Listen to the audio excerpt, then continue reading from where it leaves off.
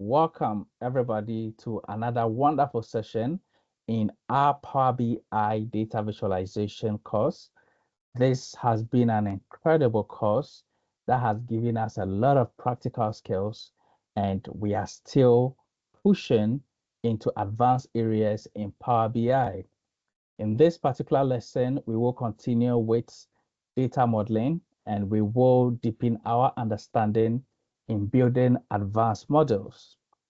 This particular series of lessons is leading us to building more comprehensive models where we can create advanced reports with navigations and build dashboards that can serve any kind of organization on the planet. So this is a powerful course, and if you search online, you will see how there is demand for this skill and there's demand for visualizations like this. Companies are looking for experts who can build these visualizations, and I'm super excited that we are learning this so well and we will be able to meet up with the industry demands.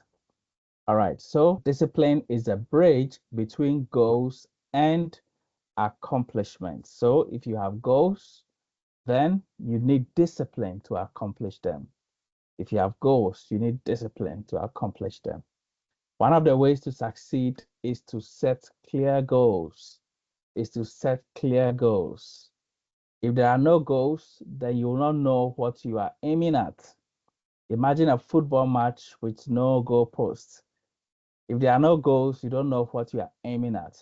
And so to move forward, to move faster in life, you need to set goals and you need to achieve them. And one of the goals we have set is to achieve the Microsoft certified Power BI certification. And all of you are working so hard towards it. And what will bring you that accomplishment is discipline. Discipline. Let me see discipline in the chat. If you can hear me, let me see discipline in the chats. Discipline. We all need discipline. Let's discipline ourselves and we will succeed. All right. So thank you very much. Thank you. This is myself, and I welcome you to the Microsoft Power BI course. This is Microsoft Certified Power BI Data Analyst Associate Certification. And just as we've been going through, we have a clear structure for this course here at Greater Africa, and it begins with a self-study. Yesterday, we were admonished to take our self-study seriously, and I can see that most of you are doing that. So let's continue with a self-study. It is extremely important. Then let's continue with our practicals. We had a wonderful introduction to Power BI practically, and we are still continuing our journey. We've all done our live demos, we've done our presentations, we've done our guided hands-on exercises, and we have published to LinkedIn. And the LinkedIn, if you have published one, please go ahead and publish the other as well. And we've gone through wonderful data loading lessons. We've gone through wonderful data transformation lessons. We are very good with Power Query. We understand how to load data from multiple sources, and we are ready. For data modeling, we have started with introduction to data modeling, and today we just want to continue with that. Yes, and to continue, we are going to cover some important concepts.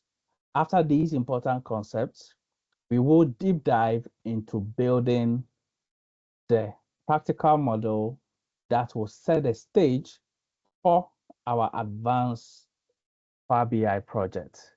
Yes, so building a practical data model in Power BI, structuring data to build meaningful models for accurate analysis and scalable reporting.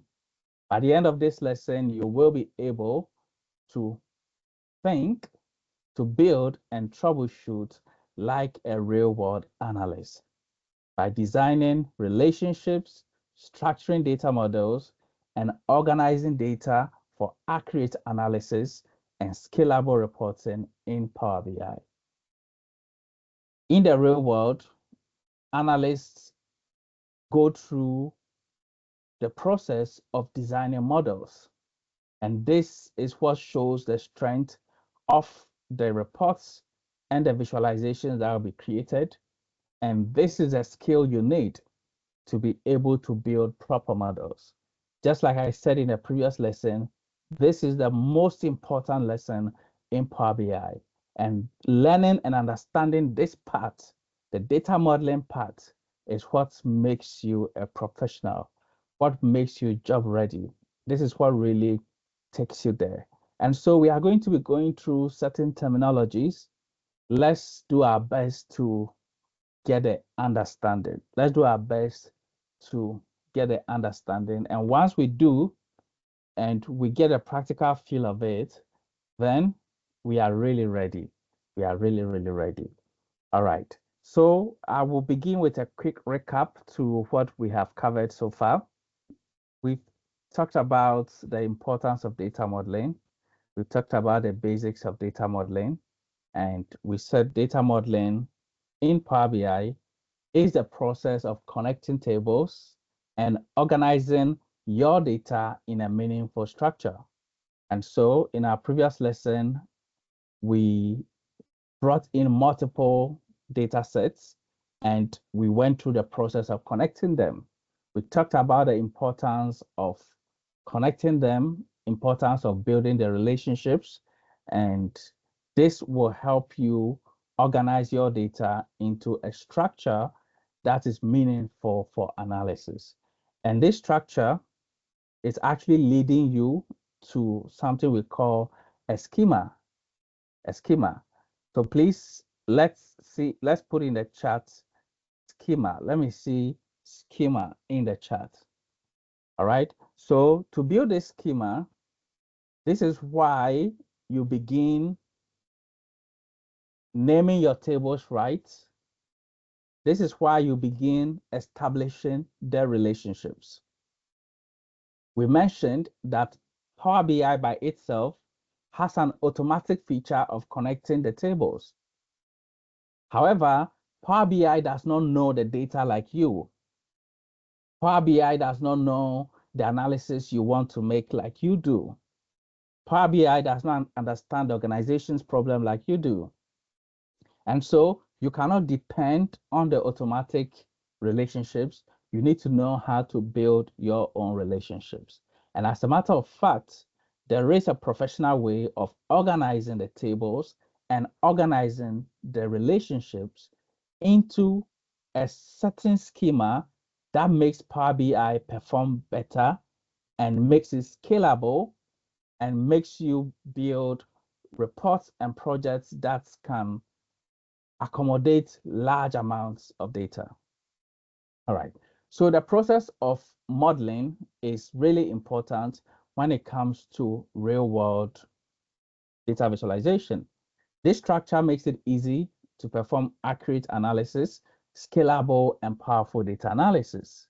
And so we looked at tables that do not have any models. And so if you import multiple tables and there's no models, this is what you are going to see. And when you have a model, this is what you are going to see as well. The relationships are carefully structured. So we talked about tables and we mentioned fact tables. We mentioned dimension tables. And before probably in our next lesson, I'm going to bring in some tables and ask you whether they are dimension tables or they are fact tables for you to refresh your memories and let me know if you are still on course. To get into that, I want to bring in a few examples. Let's say we have sales table. The sales table, do you think it is a fact table or it is a dimension table? Let me see in the chat. If you have a sales table, is it a fact table or a dimension table? And Robly says it is a fact table. Yes. How about a products table? Do you think a products table is a fact table or dimension table? For a product table, it is a dimension table. All right. So If you can start thinking like this, then it means you are getting into becoming a professional. And if you can understand all these terminologies, then you are getting yourself ready for the real world. And with time, you will become an expert, but with the skills you are acquiring, you will be able to work on any project. You don't need to become a top expert to start applying your skills. With what you are learning now, once you start working, you get to understand more and more and you get to the top. All right. So we've seen relationships. We've talked a little bit about relationships. Today, we will get into schema design and we will talk about data types and formatting, and we'll go ahead and build a certain schema that is appropriate for Power BI. And one of the schemas is called star schema, and this is what we are going to be building for our main project. All right. So for tables, we talked about fact tables and dimension tables. We've said a fact table is a table that stores quantitative data and stores totals, counts, averages, quantities, and amounts. And tables that store events and what happened. And dimension tables are tables that tell you more about those events. So if you see a table called others, this is an event. This stores numeric data. This is actually what we want to analyze. And so this is a facts table. And transaction tables are sales transactions are fact tables. And you can see some of the fields within it. Most of them are numeric. If you see others table, it is facts table, payments is facts. For dimension tables, a dimension table is a table that stores descriptive information such as names, categories, dates, and so on. These tables provide context needed to filter, to group, and to label the numbers during analysis. So this is an example of a dimension table, which is a products table that contain descriptive information. So product, customers, students, employees, all these are dimension tables, and I'm super excited that we understand dimension tables and fact tables. All right. So we started working with education data sets, and the goal is to develop it into a full-fledged education reporting system.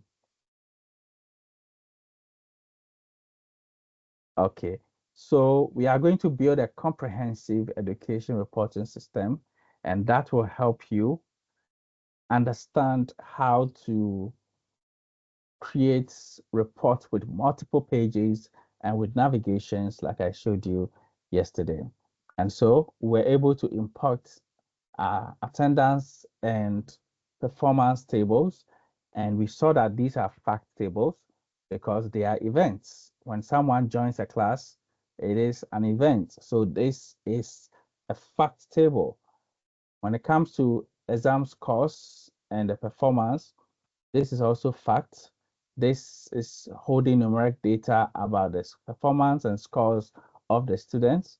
And we also introduce our dimension tables, our students, our programs, our courses, and we were able to have this last time.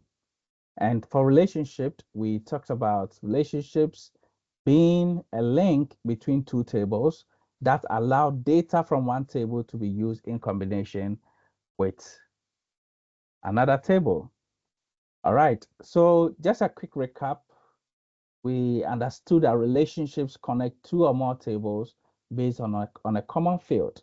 And so you can have students table, you can have courses table, and there is a common field that is used to establish the relationship. Who can tell me one common field that can be used to establish relationships between students table and courses table? All right, so what do you think a common field could be? All right, students table and courses table, or let's say students table and performance table. What common field can be there? What common field can be there? We can have student ID. Thank you, Lois Ominde. That is wonderful. Yes, and so when there is something in common, we usually establish relationships. And someone said that in real life, when two people have something in common, usually they want to enter into relationships, or most relationships start because people find out that they have something in common. All right, so why are relationships important? Without relationships, Power BI cannot pull related data. Without relationships, slices and filters will not work. And we demonstrated that with relationships, they work well. And we tried this, it wasn't working. We established this relationship between programs and performance and between programs and courses. And it started working because without the relationships, the tables will not be able to communicate. When you are working with a single table, all the data columns can communicate, all your slicing and your filters can communicate, but with multiple tables, you need to establish good relationship before they can communicate.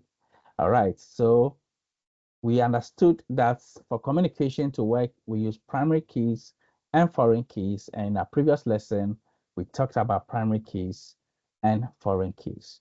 We also talked about cardinality or types of relationships.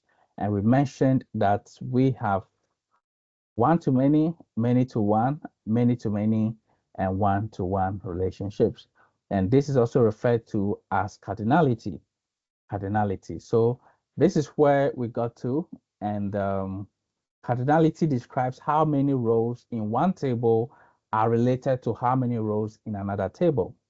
So let's take two tables, for example. Let's say we have students table and we have attendance table. All right, let's take one student as an example. Let's choose someone in the class. I don't know who we should choose. Maybe let's choose Benedict.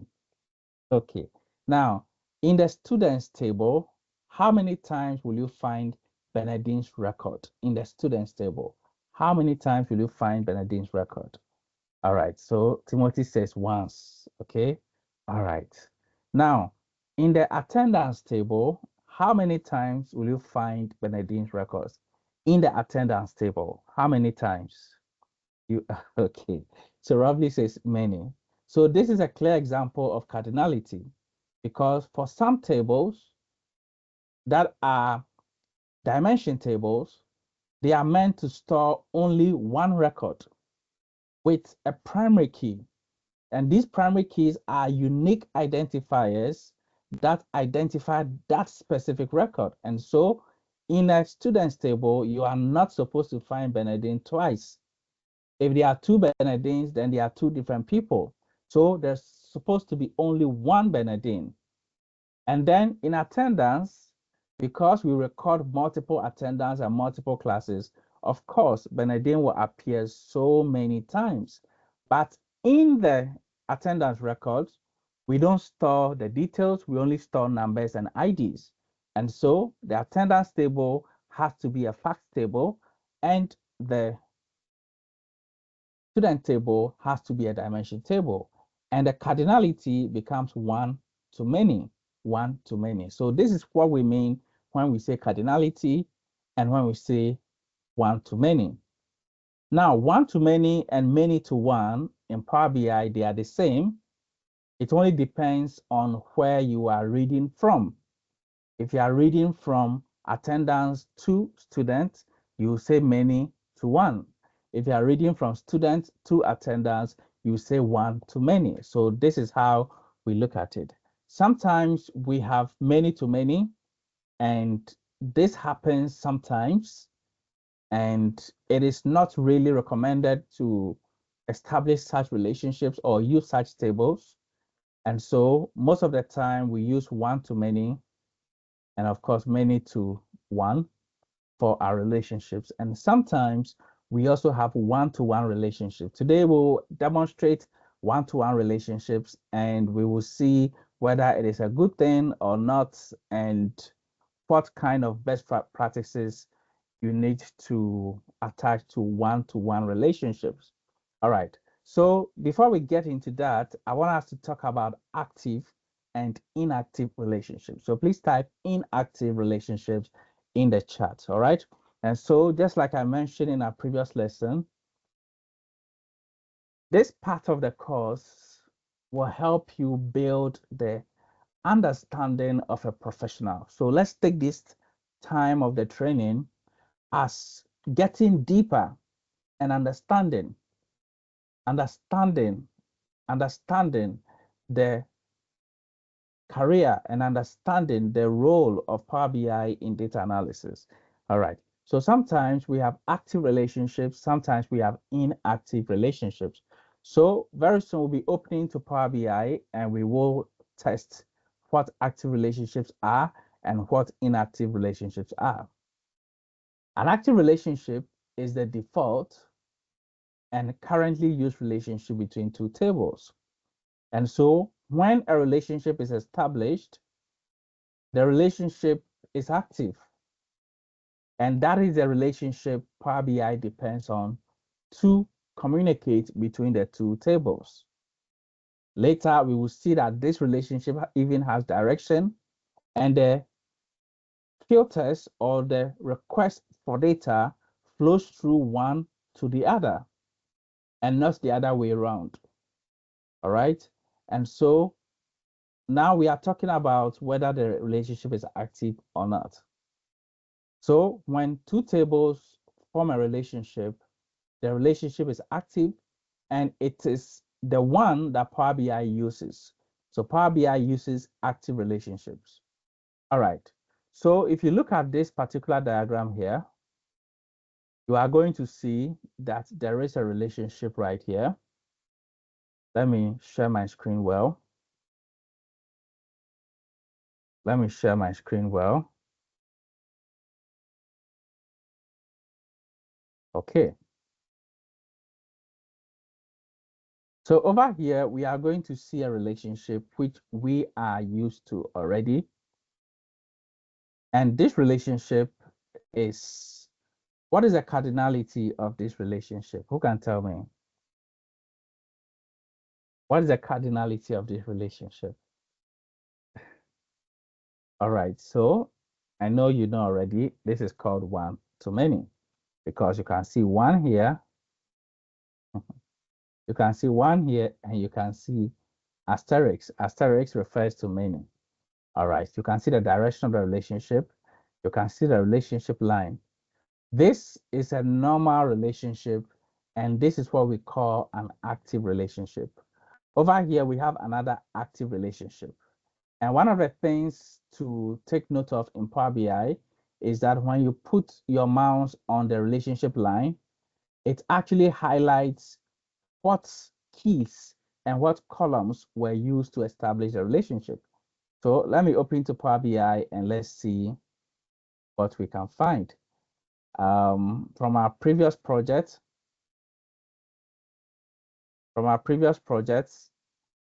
we worked on relationships. So let me click on this and open to what we had the last time. Let me check if it is still alive and well and the same. Okay, so this is what we worked on the last time.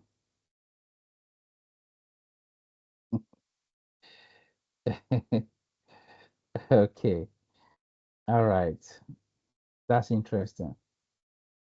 All right, so let me check my model and exactly what we worked on. Okay, so you can open to this and we'll continue. And I'd like to save us. I'd like to save us and save into lesson 7. And so once we make any changes, let me save into lesson 7 and let me call this data model. All right, so you can do that or you can continue working, is the same.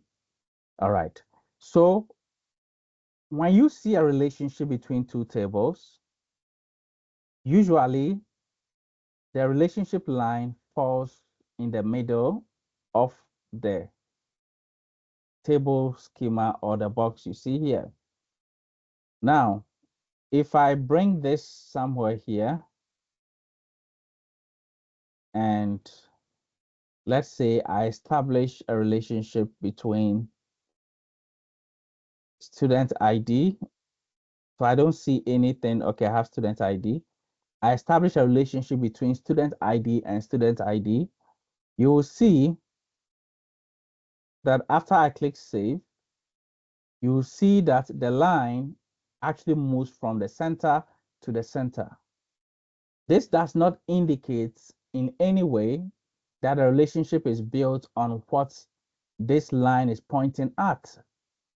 This does not mean at all that the relationship is built on date. This does not mean at all that the relationship is built at the top here. And if we place this side by side, let me move this somewhere and bring this here. So what you are going to see is probably gender and date.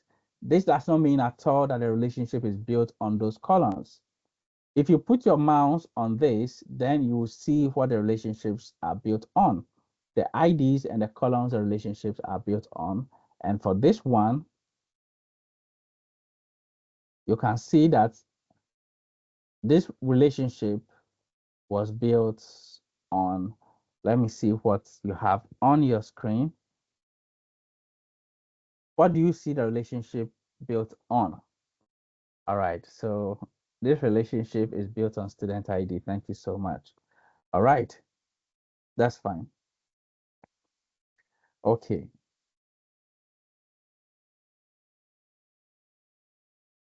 All right. So in Power BI, we have active relationships and inactive relationships. There can only be one active relationship between two tables at a time. Two tables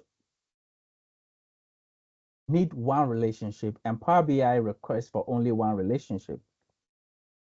If you decide to establish two relationships, then one of them will be ignored and one will be used.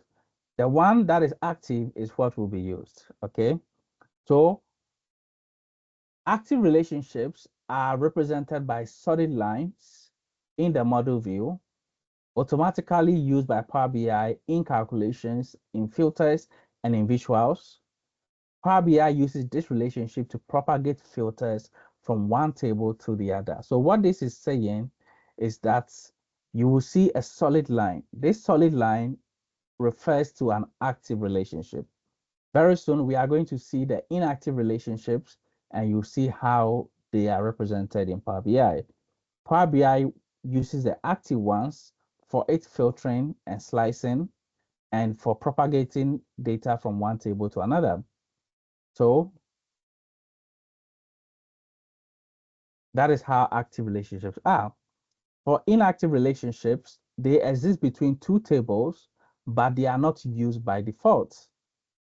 They are not used by default. So what I'm going to do is to create an inactive relationship, and let's see what it means to have inactive relationships. And we'll talk about multiple ways of having inactive relationships. All right. So I'm going to open to our data model. And over here, we can see some of the relationships set up. And we can see other relationships here with broken lines. So these relationships here, they are broken lines, and this indicates that the relationship between courses and attendance is inactive. Although we have course ID here and course ID here, and a relationship has been established, the relationship here is inactive, and you can see that it is inactive and it has broken lines. All right. So over here, we can see from performance to courses that also has broken lines and the relationship is inactive. Apart from that, the other relationships from students to attendance is active, from students to performance is active, from programs to students is active, and from programs to courses is active. All right. So what causes the inactive relationships? Now, for us to have inactive relationships, it can be caused in two ways. So let's see how this can happen. So we have this table here.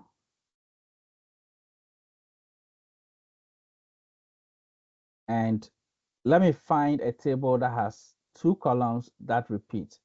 So I have program ID, student ID. I don't know if any table has program ID, student ID. Okay, so this student ID, course ID. All right. So for us to demonstrate this, I will have to bring in another table. So I'm going to bring in another table and we are going to see how these inactive relationships can be caused. So let me get data and import another Excel data. And I'm going to import this data. We are going to be working with this as well. I'll allow you to import it because in our previous lesson, we mentioned that this courses table has an issue because it uses the program name to establish relationship with the program ID. So with this particular file, the table is on sheet 1. So we click on sheet 1 and it has the same courses information as our courses table, just that it also includes program ID that can be used for the relationship instead of program name. So in our previous lesson, we established the relationship on program name and we mentioned that it is not ideal. Let me load it and it will be imported right here. Okay, so let it load and we will see how it works. Okay, fine. Now, the relationship that exists earlier between programs and courses, if you put your mouse on the relationship line, you see that it was established on program name. And this courses table doesn't have program ID. And so we had to use program name. And so we will be working with another table that has the same course information, but this time it also contains program ID. And what we'll be doing is to rename it from sheet 1 to dim courses. Since we have one dim courses, let me call it courses for now. When the time comes, we will rename it to dim courses.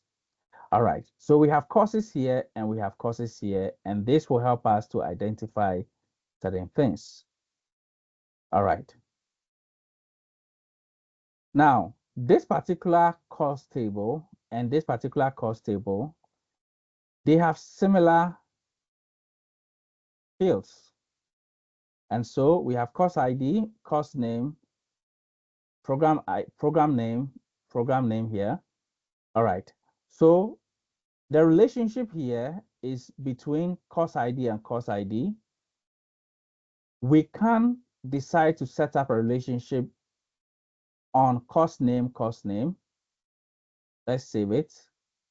So you can see that we have intentionally established a second relationship. All right. Now, this second relationship is inactive because you can see that it has the dashed lines and Power BI does not recognize it as a valid relationship. Now, when we say valid relationship, we are not saying it is invalid. The dash ones are invalid.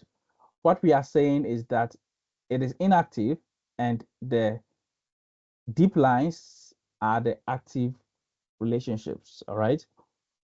Okay. So two relationships can be established between the same two tables. So this is to let you see that it is possible to establish a relationship between the same two tables if they have other columns in common. With this example, I'm using courses to courses, but you may be using two different tables that have two columns in common, and you can establish two relationships. However, only one will be used. Very soon, we are going to find out why you are allowed to establish a second relationship and what is the purpose of the second relationship. Would you ever need it? And the answer is yes, you can need it. It's possible you will need it. So in advanced projects, sometimes you may need a second relationship, but it is inactive.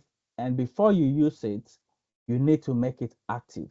You need to make it active. So we are going to see how all that works. All right. Before we look at how to make it active, let's look at another relationship here.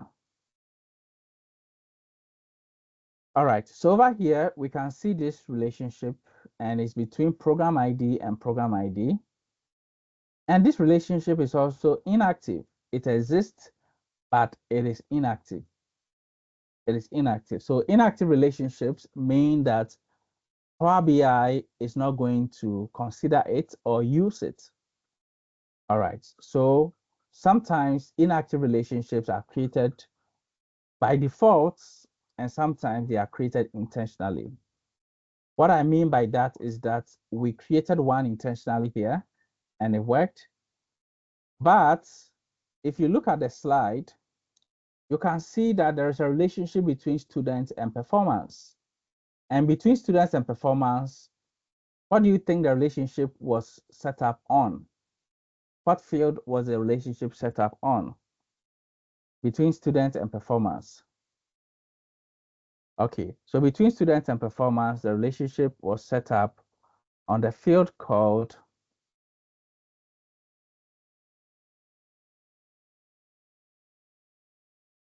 okay.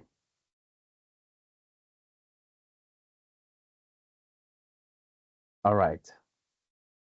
That's wonderful. Okay, so between students and performance, sorry, attendance, okay, it was set up on student ID, between students and attendance. Okay, so let's try that and let's see something. And right now we are just testing things, and later on we will build our correct model. So it's already there. I can see that it was set up on student ID. And then we have a relationship between performance and students. And this is probably also on student ID.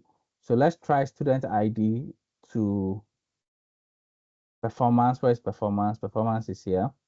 So student ID to student ID. You drop it on it and the relationship will be established. Okay.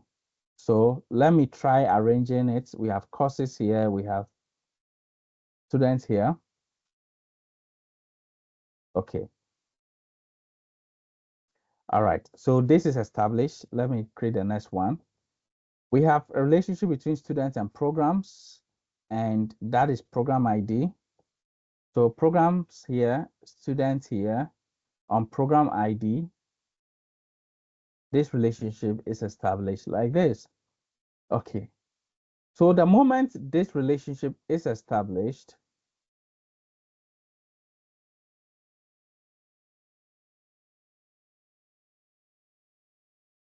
the moment this relationship is established, we are going to discover that certain relationships are not really necessary. For example, between courses and attendance, it is not really necessary to establish the relationship because the relationship already exists indirectly. The relationship already exists indirectly. And so when you try, sorry, when you try establishing the relationship will become inactive. Now, if you check the relationship between courses and performance, that relationship is also inactive, not because there are two relationships going to the two tables, but because there is an automatic relationship. Because of the cycle of relationships, some relationships are automatic. Because attendance is connected to students, students is connected to programs, programs is connected to courses. This means there is a cycle of relationship that already exists.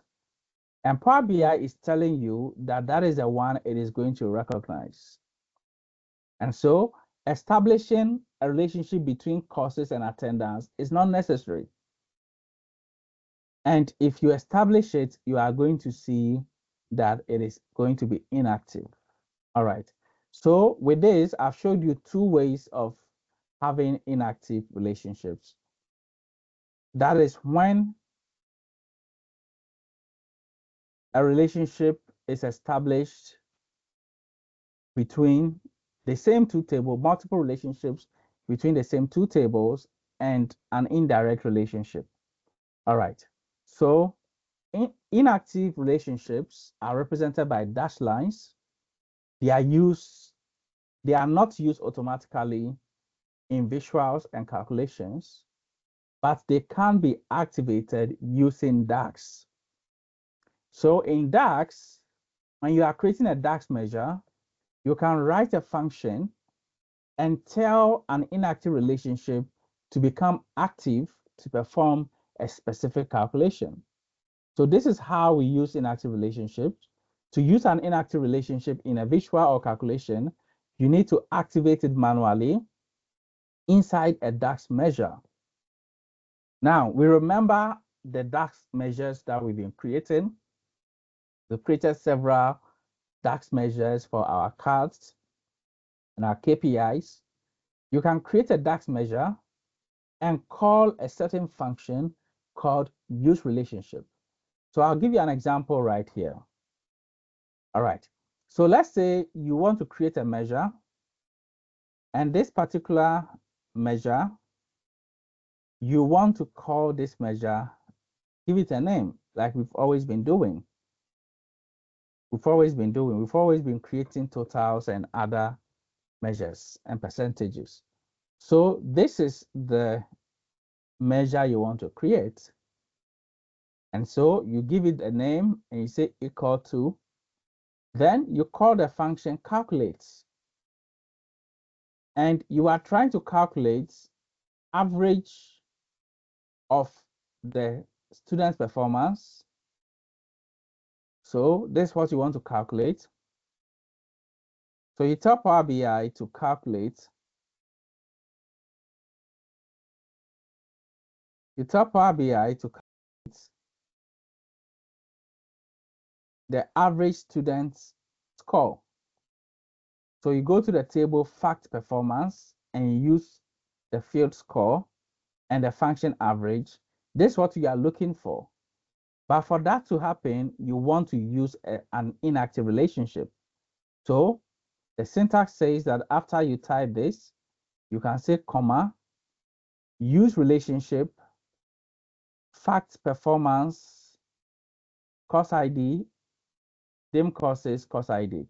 So fact performance here refers to the table, and here refers to the field you want to establish a relationship on. So this is called course ID. And then we have courses table and then course ID inside the courses table. So usually when we are establishing relationships, we provide a table name and the field name. So the field name will be used to establish a relationship between the two tables. So this is a relationship that exists, but it is inactive. And this particular measure will activate it and perform the calculation. And so you can build a visual, a card visual with this particular relationship. And when you write this DAX function, the card visual will display the numbers you want because it will activate the relationship, perform the calculation, and display the number. This relationship will not be used every time, but anytime that particular card or DAX measure is being used. All right.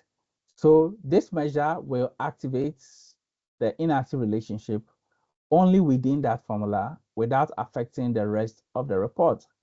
So the active relationship will still be there, performing its functions, but the inactive one can be activated on demand as and when you need it. All right. So this is a clear explanation, and that is what I demonstrated here. So we don't have to read it. So over here, you can see that when I brought in the courses, we had a second relationship between this program. So here we have program ID, we have program name, and this relationship, the first one here with the mouse on it, is established between program ID and program ID. Now this inactive one, I'll put the mouse on it now. You can see that between the same two tables, all right? I did mine between courses and courses, but you can see that between programs and courses, two different tables, they can have two fields all in the same table. Relationships can be created on each of them, but the second one is inactive. And this was established through program name. But if you want to use it, you can activate it. All right, so these concepts have been explained generally, but then this is how they work. All right. So why do you use inactive relationships? Sometimes you need to analyze your data through different perspectives, either by course, by instructor. The inactive relationship lets you create alternate analysis path while keeping your model clean. So with your clean model, you can use the inactive relationship for specific calculations. You cannot have two active relationships between the same pairs of table. You can switch which one is active by deactivating one and activating the other in your model. Let me show that. So over here, you can see that there are two relationships between. Here we can have two relationships between these two tables. They are already inactive, and it's because they have the cycle relationships established. So let me delete some of these relationships and we will see what that means. All right, so if I delete this relationship, now these two relationships still remain inactive. They still remain inactive. They still remain inactive, but you can double click on one and you can make this active. You can make it active. And once you make it active, you can see that the line has changed and this one is inactive. So for this one to be inactive, or for you to use this one, you can actually deactivate one. And after you deactivate one, you can enable one, make it active. All right, so this is how you can deactivate and activate a relationship. Okay, so scenario one was when you have two tables having two relationships. Scenario two is when Power BI automatically sets up an inactive relationship when a valid alternate path already exists. So just like I showed you, a valid alternate path already exists between fact and causes, so you don't have to create a relationship. If you do, it will become inactive. All right, so this has been explained already, so let's move on. Scenario three says that as a model designer, you may choose to manually activate and deactivate, and that is exactly what I just demonstrated. So you can do it manually, it can be established automatically, and it can be established in a model and also between two specific tables. All right. All right. So at this point, I want us to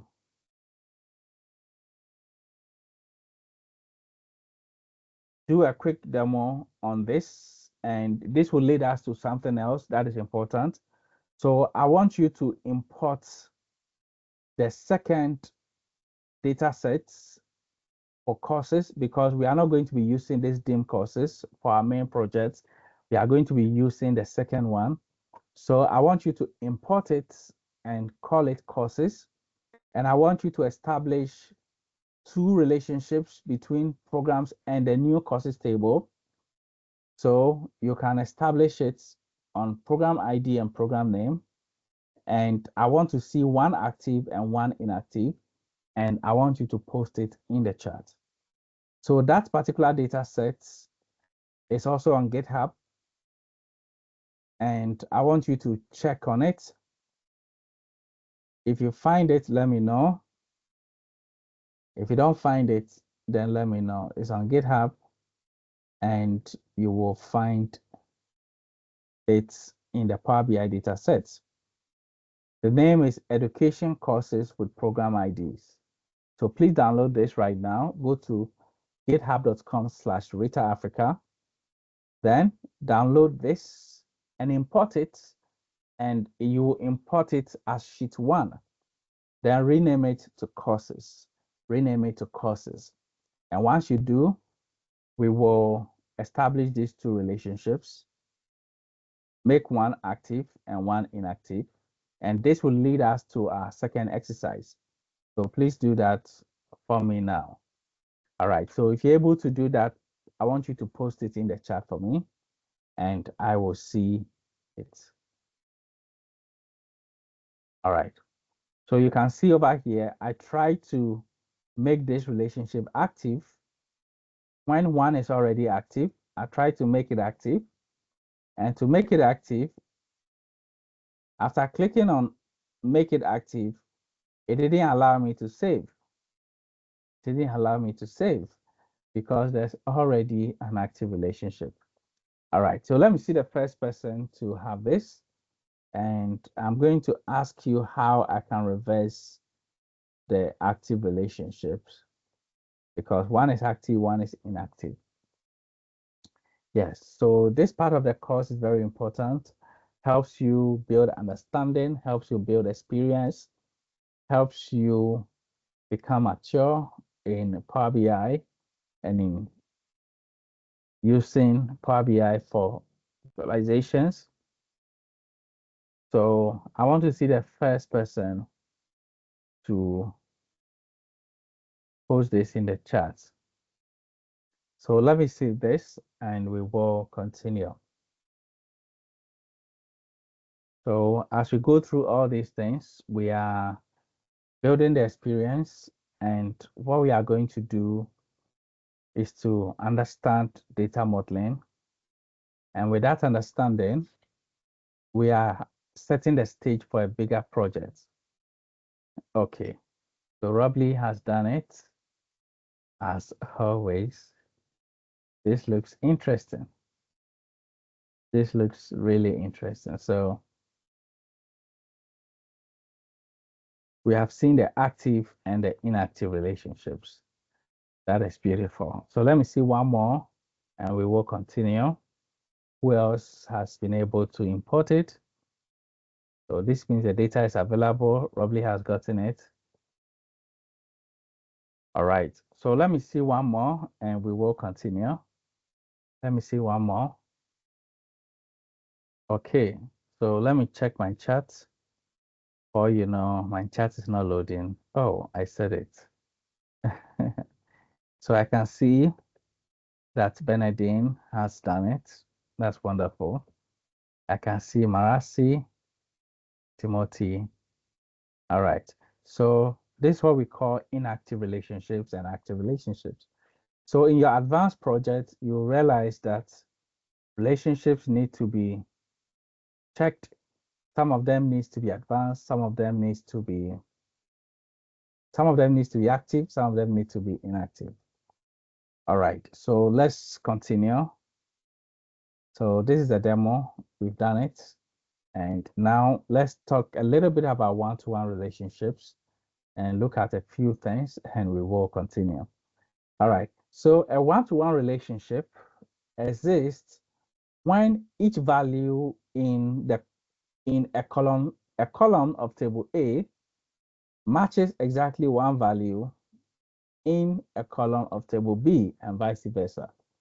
So sometimes we have one-to-one, just as I explained one-to-many with the student table and the attendance table. You can have two tables that map exactly one-to-one. This means you will find Bernardine only once in student's table, and in that other table, you will find Bernardine only one as well. This is also possible. Although it is rare, it is possible. So we are going to look at how that can happen. Before we look at how that can happen, let's see an example. So for example, if student profile and student contact info both use student ID and each student appears only one in both tables, that's a one-to-one relationship. So in a certain model, you will have one student profile table, and at the same time, there is a different table for contact information. Now, contact information needs to be one, student profile needs to be one, and so when you set up that relationship, you are going to get a one-to-one. Now, when this happens, what are we supposed to do? Let's come here and do a quick demo on one-to-one and see it here. Okay, so to do this, we are going to use this column, course ID, and this column, course ID. Remember, the same data in this is here. So this is not a typical example of two tables having one-to-one, but see what happens when we do this. When we set up this, now we get to see this. I don't know if you can see this. Please set this one up and tell me what you see here. Okay. All right. So this is called one-to-one. And so this is just for you to see how the one-to-one looks like. And these two tables, they are the same. We are just using this as an example. All right.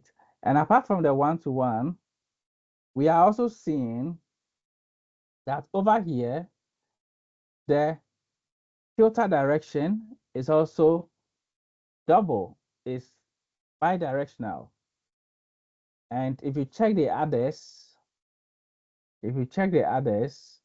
you are going to see that the filter directions are single and they flow from one table to the next. Mostly when it comes to facts and dimensions, you can see that they flow to the fact table. We'll talk about that later on. All right, so this is an example of one-to-one, and I captured it here as well. You can see one-to-one, and you can see the bidirectional filtering over here as well. All right, so how do you handle one-to-one relationships? Now, number one says confirm uniqueness. Ensure that both columns used in the relationship contain only unique values. So you have to confirm that they are unique. All right, that's what a one-to-one means. But this is the main advice given when you are dealing with one-to-one relationships. So mostly when you have one-to-one relationships, this is the advice given. All right. So if two tables are always used together, then consider, I don't know if you can see what I've highlighted here. All right. So consider merging them. All right. So this is the main advice given when you are dealing with one-to-one relationships. Let me come back here. And with this example, you can see that there are two tables. One has student profile, one has student contact information. Since contact information should be one, student profile should also be one. You can consider merging them because you use them together all the time. And mostly in student profiles, we see contact information within it. So first of all, you need to check whether they are really one-to-one. If they are not one-to-one, then don't merge them because sometimes we want to be able to store more contacts. So let's say for each student, instead of creating multiple fields in the student profile, you can use a contact table to store different types of contacts about the same student. So we can store, let's say, parents, we can store next of kin, we can store different types of information about the same student or contact information about the same student. So it's a good idea to have a different table that stores the different types of contacts, and it will map to student profile with student ID. This is a good model, and it wouldn't be best to put all of those different fields in the student profile. All right. However, if the contact table, we are sure that it has just one field, then it is a good idea to merge it together with the students table. All right. Okay. Then we have choose direction of filtering carefully. Bidirectional filtering may be used in rare one-to-one cases, but single direction is often safer to avoid ambiguity. All right. So with the directions of tables and relationships, we have the single direction. We talked about it last time. And we also have the multiple direction, the bidirectional. Okay. Now, Power BI, Power BI defaults to single directions, filtering direction, going from dimension to facts. And so most of the time when you check your model, you are going to see that and there is a dimension table and there's a fact table, you are going to see that usually the direction here is from the dimension table to the fact table. So this arrow here shows that is from here to here. This is a fact table. You can see that this is a dimension table and it flows from here to here. If there is a relationship between these two, these are both fact tables, so it doesn't count. But most of the time, your fact tables, let me establish a relationship here. Okay, so here we don't have anything in common. All right, so you can see that if there is fact and dimension, it's usually moved from dimension to fact. So this is how Power BI sets it automatically. All right, so what is a filter direction? A filter direction defines how filters propagate across relationships between tables. They define how filters, and we know what filters are. After your visuals are built, we have filters and we have slices. So the filters allow you to click and it will filter out the data. This is how come we are able to click on the bar charts and we can see everything changing. Those are filters. And there is a direction to this kind of filtering. Now, if you filter one table let's say the programs table on program name, should that filter affect the related table? That is the fact table performance. Should it affect it? And so from the dimension to the fact table, this is how the direction usually flows. It tells you how the filtering works. So the filtering works from the dimension into the fact. The filter direction defines how the filters propagate across the tables. All right. And so this is how, after the relationship is established, is able to filter and to access the data. If the filtering is not done right, or if anything causes the filtering to be wrong, you will see that even though a relationship exists, the data will not be adjusted. The data will not be adjusted.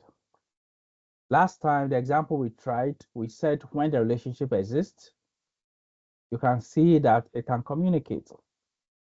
But sometimes when the filtering doesn't allow it, a relationship can exist, but the communication will not be there because the direction is different. The direction is different. So sometimes we need to move from the single direction to what we call bidirectional filtering. Now, with a bidirectional filtering, filters flow in both directions. This can be used for lookup tables and complex slices, like when building a report level filter or many-to-many relationships. It is more powerful, but very risky. It can slow your system, can slow your reports, and must be used with care. So it is possible to set up bidirectional relations. There's a caution to that. Number one says ambiguous relationships. Most Power BI bidirectional relationships can confuse Power BI itself. Power BI does not know which filter path to use. So the relationship is ambiguous. So every relationship in Power BI has a direction where it flows from and to. We can have unexpected results in your measures. Filters from fact tables can flow upward, affecting slices or filters incorrectly. Performance issues. If you have more filters and more calculations in large models, this can slow things down.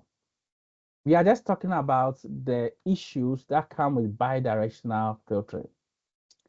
When Power BI started, they started using bidirectional filtering. Microsoft started it because they wanted their communications to always be available. But with time, as newer versions were being developed and people started using it, Microsoft started receiving a lot of reports of Power BI being slow and a lot of reports of system crashing. And Microsoft understood that because of multiple bidirectional filtering, this filtering is resource intensive and it is very powerful. And so sometimes we have large data sets communicating with large data sets. And if the direction is bidirectional, if it is both, that means the communication pathway is double and the traffic is double. At the same time, if other relationships also connect to the same two tables, then it's going to be escalated and we are going to have multiple directions and there's something we call circular direction. So that's what is written here. I don't know if you can see my screen. What is here? If you can see, please put it in a chat for me. Please put it in a chat for me if you can see it. All right, so this is called circular relationships. What is circular relationships? If two tables are linked through multiple paths and both are bidirectional, Power BI may prevent the relationship entirely. Power BI will say that no, this is too much. So the bidirection thing, it is so powerful, and Microsoft has decided to default to single. And so relationship must flow from one direction to another. In rare cases, you can choose to use this bidirectional relationships in rare cases, and we are going to demonstrate something like that. But then you need to know exactly when to do that. All right. So we are going to create a scenario here where our students table and our attendance table wants to communicate. So we are going to use the student and attendance to show directional filtering errors. These two tables are directly related, making them ideal for demonstrating the effect of single and bidirectional filtering. So let me tell you this. Sometimes, because of the direction of the relationship can exist, but the communication will not work because of how the direction is. So in certain rare cases, the direction needs to be made bidirectional. Bidirectional.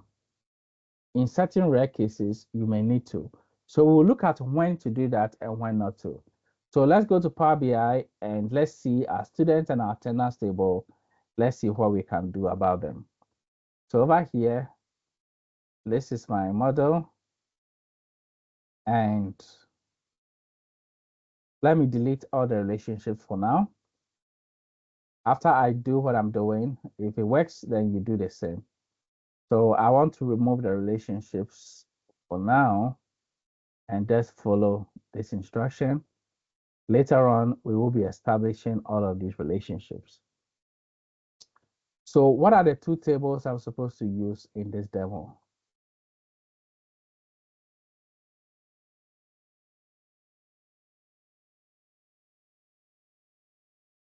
What are the two tables? Okay, let me check again. And we have attendance and students.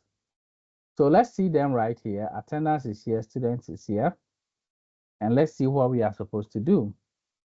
First of all, let's establish some relationships. From students to attendance, we have to establish a relationship. We have to establish a relationship between student ID and student ID in fact table. So usually when we are talking about relationship building in Power BI, you are going to see the table name and the column or the field you should use for the relationship. Then the direction and the second table name and the field you are using for the relationship. So mostly in Power BI, you should be used to this naming convention where you see relationship written like this. So this means we have the table and the field, and this is about to relate to a different one like that. All right, so let's relate them by student ID. And we are going to find out if after moving student ID to student ID, you can see student ID selected, student ID selected. Let's click on save, and you see that automatically the relationship is active and it's single. Let's click on save. Okay. So when you put your mouse on this, you can see that the relationship was established on student ID. All right, so let's continue. And the next thing is to set a filter direction. It is single from students to facts. So that let's be sure that it is the same. So in data modeling, one of the things you are going to see is that the direction of the filtering is usually from the dimension table to the fact table. These are some of the simple things that may appear in the examination, and we need to be aware of them. All right. Now, we are going to create a visual, and we are going to create a slicer from fact table on the field called status. When we get there, please tell me we'll use a field called status. Then we will create a table visual from students table, and we are going to use a fields first name and program ID. Please take note of it. When we get there, you tell me. All right. So let me go back to Power BI. And now that we have our relationship, let's go to report view and let's create page 3. Remember, we had this page 2. So page 3, the first visual, what is the first visual we are supposed to create? The first visual, what is it? Okay, so someone says it is a slicer. So let's click on slicer. And the slicer is here. And this slicer, we are going to use status from this attendance table. We are going to use status. So once we use status here, it will move it into the field. And here, we are going to see that there are 2 of them. Let me increase the font size so that we can see them well.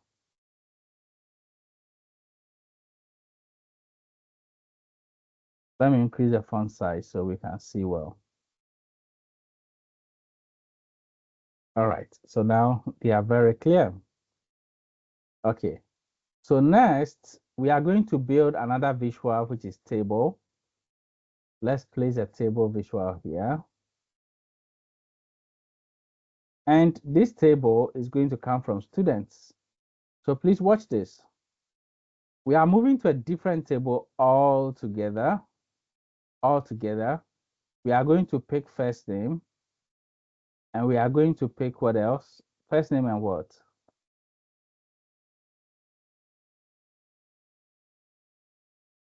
First name and program ID. All right. First name and program ID. Okay, so this is what we are seeing. This is what we are seeing. And first name and program ID. Let me increase the size and let's see what is going on. This has a lot of records. And so let's see what will happen. When you click on absent, it's supposed to show the absented students, but it's not working. When you click on present, it's also not working. To make this more visual, I'm going to change this to a bar chart. And I'm going to move the program ID. This is not right, but I'm just going to move it to the x-axis just for us to see something more visual. All right, so now let's just monitor it and see. If you remove this, select absent, look at the names, nothing changes. The visualization, nothing changes. So this is telling you that, wait a minute, is there a relationship between students and attendance? Because this is attendance. Is there a relationship between students and attendance? Is there a relationship between students and attendance? Is there a relationship? Oh, come on. Let's go back to our model view and let's check. Is that not student and attendance? Is that not student and attendance? This student is attendance. So there is a relationship. But the question is, why is it that attendance and status of attendance is not able to filter students. Look at this carefully.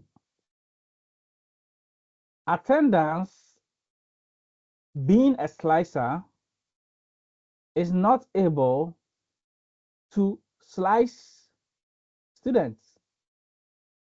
Why? Why? Why is this happening? Why is this happening? So please look at this carefully. Tell me why this is happening. Okay. All right. Any other person? Any other person? Let me see how you put it. So attendance is not able to filter students and it's not working and it wouldn't work. Why is it that way? It's that way because of the direction of filtering. Filter direction here in this relationship, yes. Direction of filtering. Filter direction is moving from students to attendance. All right. Let me ask you a question.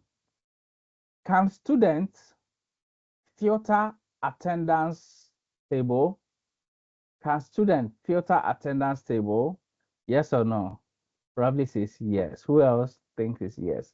John says yes. So students can filter because the direction flows from students to attendance. However, attendance cannot filter students because the direction is opposite.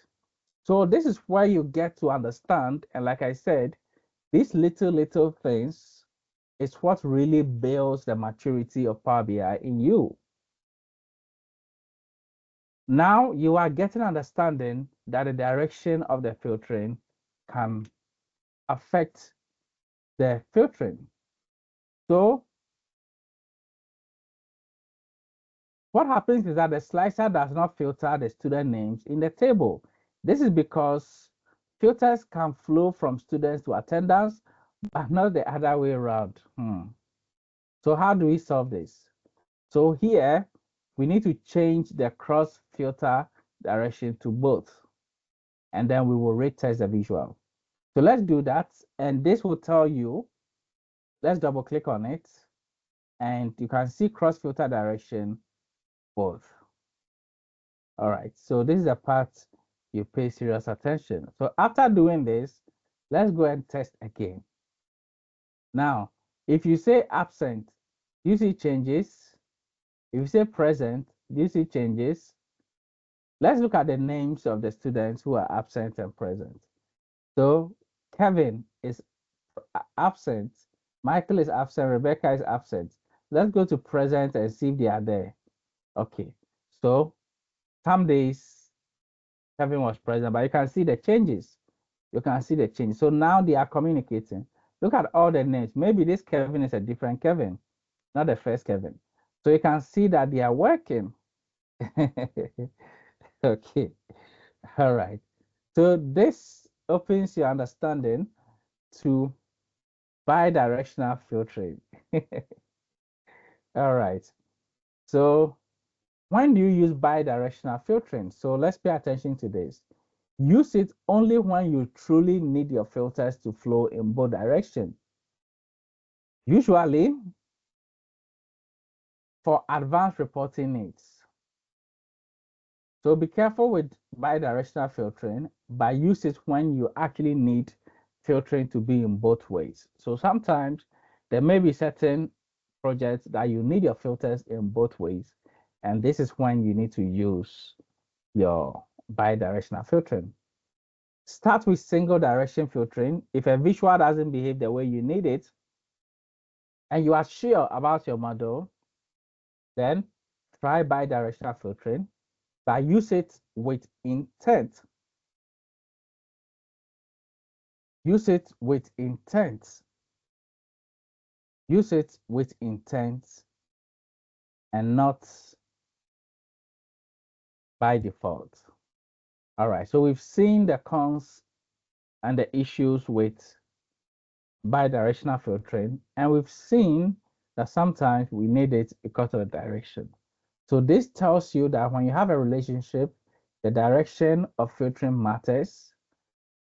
This tells you that we can have both directional and we can have single direction. And this is where the main lesson begins. Now, all that we've covered here are super, super important for your examination, super important for your maturity in data modeling and Power BI. This is what really makes you an analyst, and it is important to take note of all these things. In bigger projects, you are going to be seeing inactive relationships, you are going to be seeing filtering problems, and you need to know how to go about it and all of that. So let's take 10 minutes break and we will continue with schema design. All right, so I'll see you after the break. All right, so welcome back from the break. Welcome back to the lesson, and I can see how dedicated we are. And like I mentioned, this is the most important part of Power BI. This is what will set you apart from beginners and basic users to or from advanced users. This is what will separate the basic users from the advanced users. And so this is where you want to build your understanding. This is where you want to get familiar with Power BI because this is where the actual backbone is. And as we are preparing for examination, most of the exam questions will be around data modeling. So this part is really important for you to know how to answer your questions and also build real experience in Power BI. It may look different from some of the really exciting parts, building your nice visuals, but it is truly the important part. And this is where you need to take the time and you need to build your understanding. And with all the relationship you set up, with all that you are working towards, you are actually working towards a schema. As you set up relationships, as you set up your cardinality, you set up your direction, what you're actually working towards is a schema. And so we want to look at what a schema is. We want to look at the types of schemas we have in Power BI and which one we should use whenever we are building a model. And we will begin all of this with what is called schema design. Schema design. Please, if you are here with me, type schema design in the chat for me. Type schema design. Schema design. Thank you so much. So when we say schema design, it refers to the structural design of tables and their relationships within a data model. So the design, the structural design of tables and their relationships. So as you work on your tables, as you set up the relationships, you are actually designing a schema. And this is a picture of what that is. So this is a picture of a schema and you designing your schema carefully. And like we've been saying, when it comes to data modeling, it's all about schema design. And this schema design, with time, you will build so much experience within this, and you will see how professionals are different from people who do not really understand the details. This is where the details are. And I'm super happy that at this point, we understand what fact tables are, what dimension tables are. You know, if you don't learn this thing well, you hear people say them, but you'll not really understand them. And you can see that this particular design that we are looking at, there's something about this design. Maybe you are not seeing it yet, but there's something about this particular design. And let me take time and ask what you see about this design, this schema design. And we call it a design because what you actually want to do is to let your model look like this. You see, so you intentionally design your model to look like this. You intentionally design your model to look like this. Yes, if you are not seeing it yet, later I'll ask you what you see. So, thank you, Marasi. Thank you, John. Schema design refers to the way tables are structured and how relationships are established between them to create an efficient logical data model. So when we talk about schema design, it is simply referring to the way tables are structured. Tables are structured. I remember someone who was working on a particular report. He was given a large table that contained sales,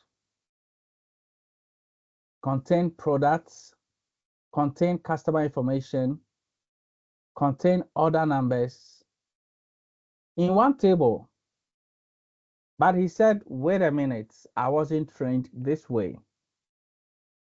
So out of that same table, just one table, he used Power Query to duplicate the table and to create different tables out of the same table.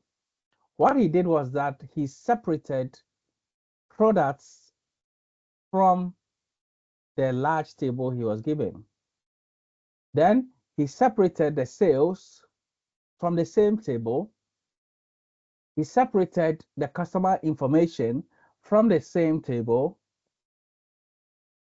He separated the orders from the same table. And at the end of the day, out of one table, he had 4 tables. Now, how did he do that?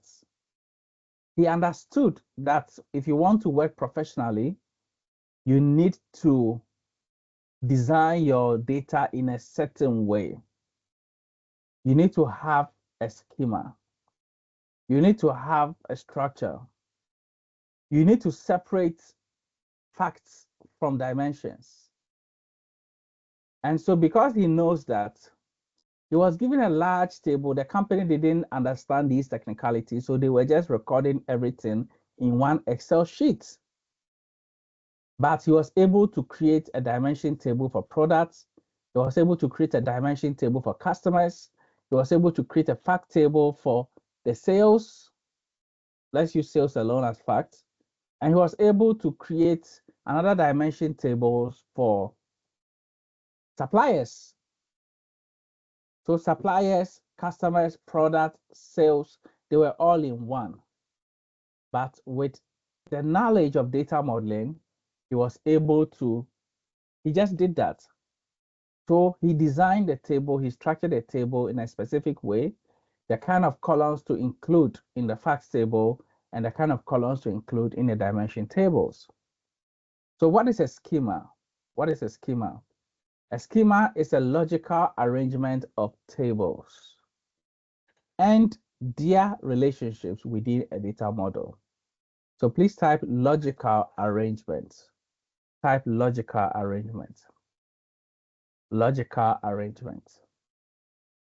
So a schema is a logical arrangement of tables. All right. So when we say a logical arrangement, later on we will talk about it because this is not a physical arrangement. It's a logical arrangement. After we build our education model, based on what you will learn about the types of schema in Power BI, you are going to be wondering whether we have built the star schema. And the answer is yes, we've built a star schema. But you only see it if you understand the logic behind the data flow and the logic behind the arrangement of the tables.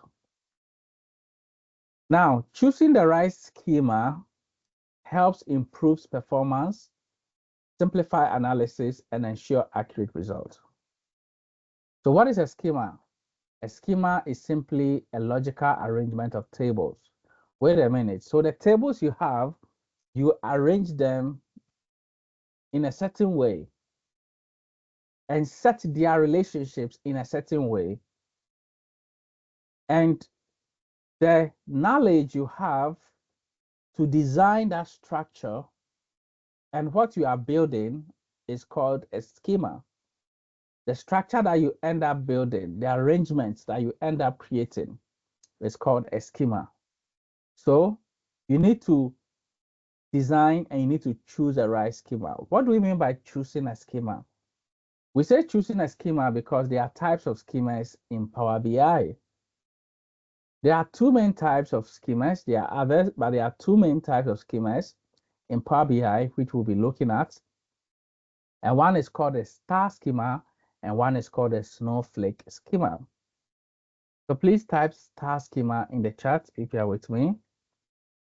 And if you are learning Power BI seriously, that is a schema you want to understand, because when you are building your data model, you are actually trying to build a star schema, because this is what is really used for serious Power BI projects. And this is why we said choosing the right schema helps improve your performance, simplify analysis, and ensure accurate results. Because of that schema, Power BI will work faster, not slower, will work better. Your analysis will be simplified. Your results will be accurate. And your Power BI project can be scaled. This means that it can grow and accommodate large data sets, and your report will still work out. So one of the key things you'll pick from the entire data modeling lesson is star schema. This data modeling is sometimes treated as a course on its own, and you see Power BI professionals taking a course to learn data modeling. So all that we've talked about data modeling, they are all part of this big data modeling cycle. And star schema is like the main thing you really want to understand. Now that you are good to go with facts and dimension tables, now that you are good to go with relationships, what you need is to understand the star schema. And after you understand the star schema, you are really setting up yourself for what is called data warehousing and dimensional modeling in data. And this will increase your understanding and advance your knowledge to work on bigger projects, work in the cloud, work on industrial projects, and all of that. So by the end of this lesson, let the terminology star schema be, you should be used to it. The same way you've understood fact tables, you see, before you were not communicating with in fact tables and dimension tables, but now you can communicate in fact tables and dimensions table. After this lesson, you should be able to communicate in star schema, and also you can also mention the snowflake schema. What you really want is a star schema. So let's talk about it. Now, the star schema or a star schema is a type of schema. What do we mean by schema? A type of arrangement or a type of layout where you have one central fact table directly connected to multiple dimension tables. Okay, wait a minute. If you design your model and your fact table is directly, not indirectly, but directly connected to multiple dimension tables, it appears as if your fact table is in the middle. And let's imagine we have one at the top, one here, one here, one here, one here. Let's imagine we have 5-dimension tables and your fact table is in the center and it connects to the top, to the left, to the right, to the bottom left, bottom right. What do you think it forms? What kind of image do you think it forms? What kind of image do you think it forms?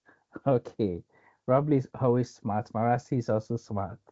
And Marasi is always following and is very fast. So you can see that it forms a star. And thank you, Joan. This is what we refer to as a star schema. So throughout the history of Power BI and throughout the history of data modeling, this particular arrangement style has been seen to be the most effective. And if you are designing a model, you need to aim at building a star schema. With this knowledge and with this understanding, right from creating the tables, you will be thinking about this because you will be using your data for that. So let's say you are even now setting up the data for an organization. Okay, you've heard you can build reports for an organization. Okay, so what kind of data should they collect? You see, the data sheet needs to be designed with some technical knowledge. You need to have the knowledge to know which table is going to be a fact table.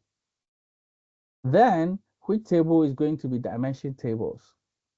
And you have the picture in your mind that when you later design your model, you want to have a central fact table connecting to multiple dimension tables.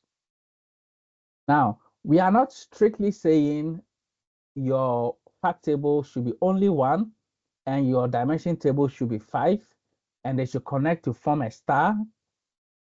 We are just saying that this is how it should be logically. And this is the intention that should be behind the design of your data and your tables. This is why we have fact tables that do not contain text and they contain only numbers and keys. And if they can connect to the dimension tables directly, it will create a certain model that Power BI is able to use with speed and simplicity and accurately. This is what Power BI is looking for, the star schema. So if you look at this picture, again, what do you see? So I think Marasi got it. Robley also got it. What do you see here? What do you see here? What do you see here? Okay. Okay. All right. So a star schema. So this is a star schema. Wonderful. Wonderful. So please keep this in your mind. All right. Now, okay. So it looks like a star, right? So this is what we call a star schema. Okay.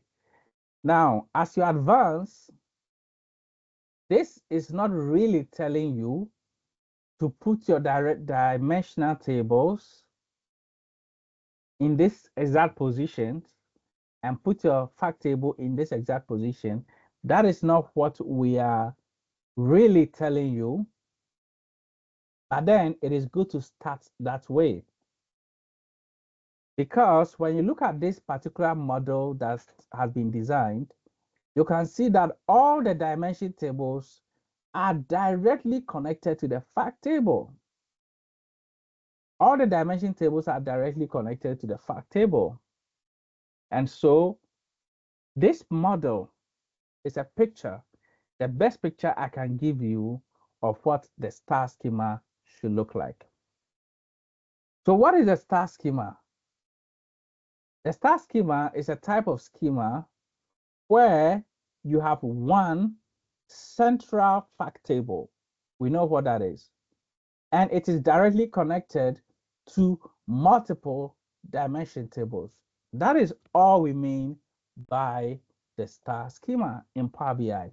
This is a big topic in Power BI. And if you have understood what I just said, that is exactly what it means.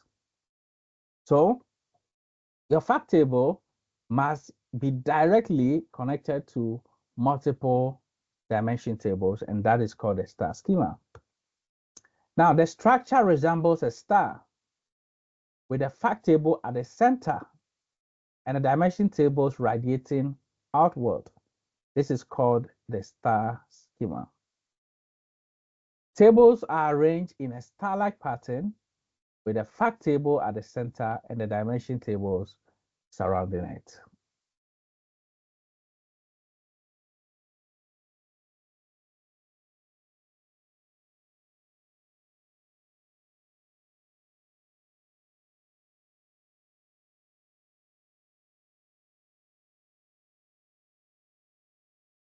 All right. So please, if you are following, let me see in the chat that I am following, because what we have just talked about is worth $1 million.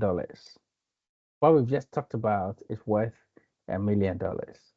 And this is important to understand. And as you start practicing it and as you start understanding it, then you will start seeing why it is that good and that accepted and why it is used in the industry, and you will have the knowledge to know how to work with it. So let me give you another picture. This is another picture of a star schema. Okay. Now, the star schema is the most recommended and widely used schema in Power BI. So if you get into the industry, if you are working with a real team, working with a real company, we are going to be talking about star schema. So if you didn't learn about it, then you are going to be odd. Why star schema is great for Power BI? Number one, fast performance. Number two, easy to understand when your model is looked at by professionals and by team members, because professionals have been trained to design models that way and to also read models that way. It is super, super good for DAX formulas. If you want to create DAX formulas, it's really good. And it is easy to build visuals. Very easy to build visuals. Very easy. So this is why star schema is great. So for all the years that Power BI and data modeling has existed, this schema has been discovered to be the best. Now, how do you design a star schema? Designing a star schema means organizing your data model so that you have one central fact table that stores your measurable events, multiple dimension tables that describe the context of those events. All right, so someone says, so how do I create it? This is it. This is it. And this can start right from the design of your tables, right from the creation of your tables. And as you continue to work with it practically, you will get used to it. And you can see that this particular lesson has moved you to a different level where you now operate sensitively and you operate professionally. With this, you'll be able to do things like a pro and do things the right way. Now, to design a star schema, you start with your fact table, which is measurable event. Surround it with dimensions that describe it, that describe the fact table. Link all dimension tables directly. Please type directly in the chat for me. Directly. I like the word directly. Directly, because if a dimension table is not directly linked to the fact table, or sometimes there is something we do to dimension tables and we normalize them. And by that, we mean they have been split and one can connect indirectly and multiple ones can connect indirectly. It is a type of model, but it is not the most recommended or the most used model. The most used model is where your dimensions connect directly with your fact tables. Use one-to-many relationships, not many-to-many, to design your star schema. Optimize for clarity, speed, and ease of use with Power BI. So this is why star schema is the best. Let me take water and we will continue.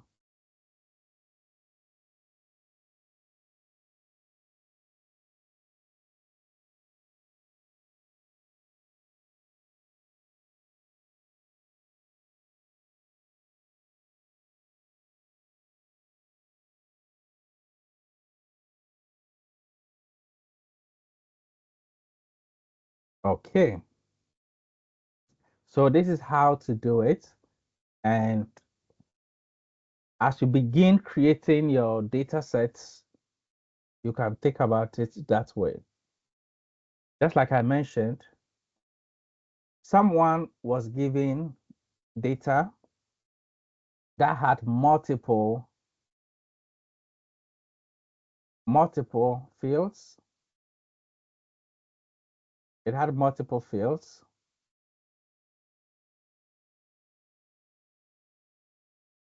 So let's take this as an example. So let's go to get data and let's get some data. Let's get some data. Maybe this one. Let's see the fields in it.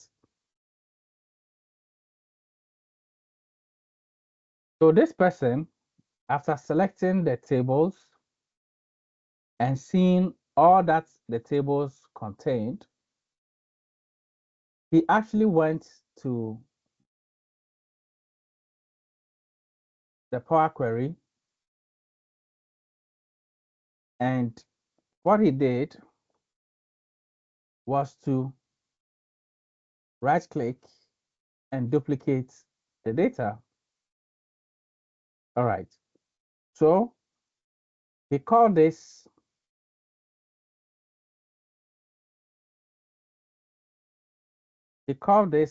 let me rename it. Let's say facts something, facts sales. Let me just use it as an example, and you can space it if you want. And what he did was to turn this version of the same data into a fact table. So the descriptions here, he just deleted them. This, he deleted it. And he got the numbers he wanted, representing the sales and the IDs connecting to the sales. This is just an example, if you know what I'm doing. Then he saved it. So let's assume it's saved. Then this is a duplicate of the same data. He duplicated 4 times, and at the end of the day, he had one fact table and 4 dimension tables. So this one, let's call this dimension customers. So any field that is not needed because the data set contain manufacturers, it contain customers, it contain orders. He removed all of them and he left only the customer information. That is the customer name, address, email, and everything. And then he created a dim table. He had 4 dim tables, And when he was done, he went to close and apply, brought them into the desktop, and he started creating his star schema. So with this understanding, it will help you to even know how to work with your data. And this data set is definitely wrong, but you can see how your data can be designed that way. It can be intentionally designed that way so that you can build a star schema. All right. So what if you have multiple facts table?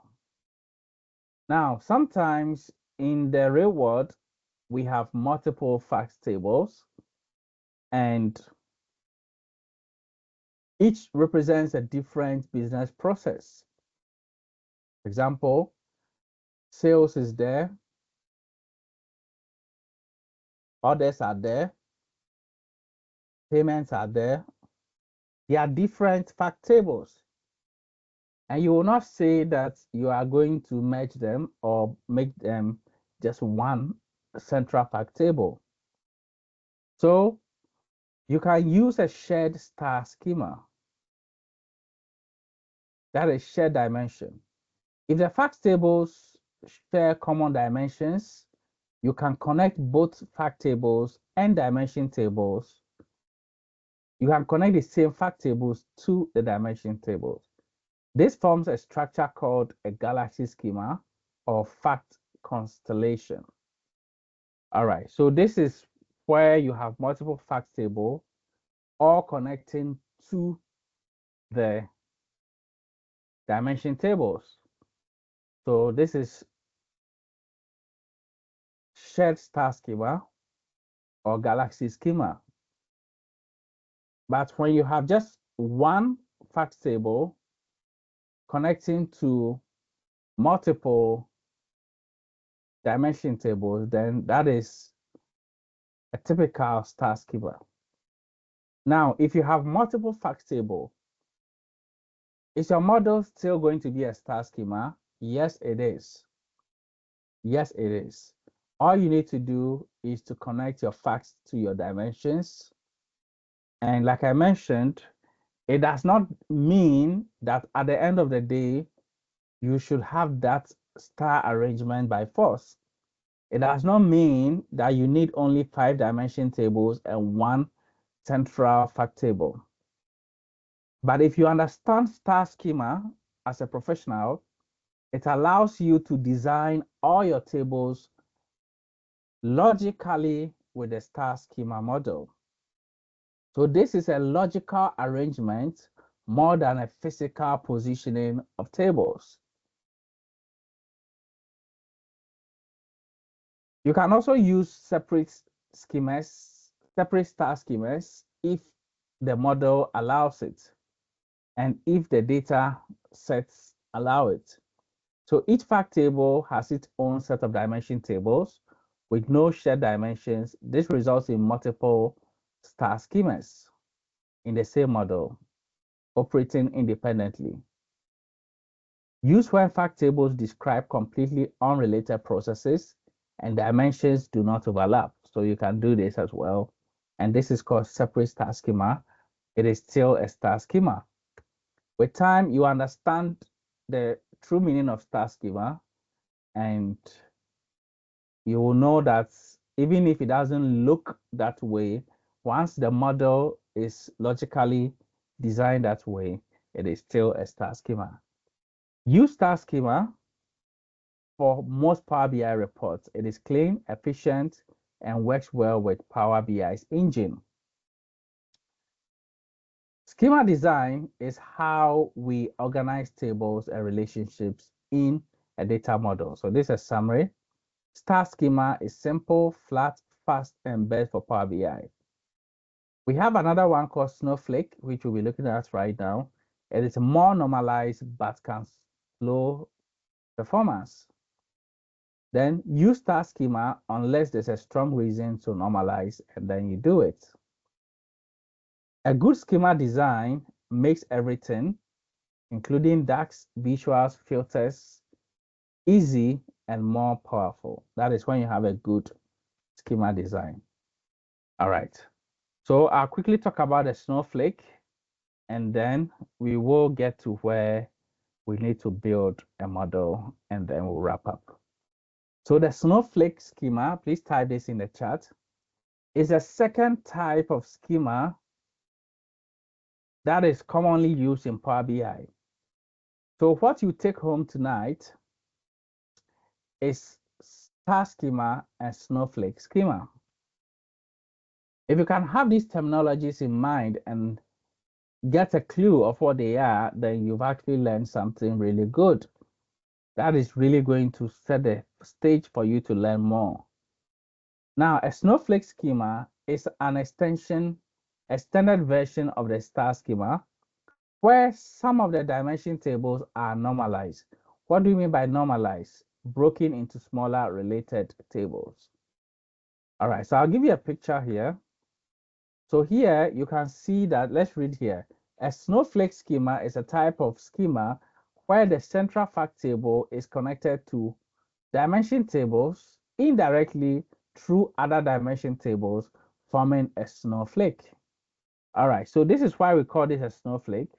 You can see that we have our fact table connected to dimension. This is connected to dimension, this connected to dimension, no problem. But this fact table is also connected to this one indirectly because the data here has been broken into pieces and the piece connects to it and the parent one connects to fact. That's the same thing happening here. So if this thing happens, it is called snowflake. Why is it not snowflake? Consider this table and this table. Sorry, why is this not a star schema? Consider this table and tell me why it is not a star schema. Consider this table and this table. Tell me why it is not a star schema. Consider this table and this one. Tell me why it is not a star schema. And probably this one as well. Okay, so Robly got it. Marasi got it. Benedine always has it. David got it. So you can see that it doesn't have a direct connection to those dimension tables. And those tables have been normalized, meaning they've been broken into pieces. That is all we are talking about. So in this lesson, we are not going to dwell on Snowflake too much. Let's look at the drawbacks. It is slightly slower in performance due to multiple joins. It is more complex relationship. It has more complex relationship parts. It is harder for beginners to write DAX expressions using Snowflake schema. And these are some of the similarities and differences. Differences actually. And now we've gotten to the part where we build our education model. So for the Snowflake, just keep it in mind, understand that it is another schema design type that exists in Power BI. But what you need to know is the star schema. All right. So in 15 minutes, we should be done with this and we will be able to get ready next week for the next steps. All right, so building the education data model. So we've talked about schema generally. Now we want to work with our data set and know exactly what to build. So the first challenge is to replace the DIM courses with the updated table. And so in Power BI, let me close this. We had a courses table.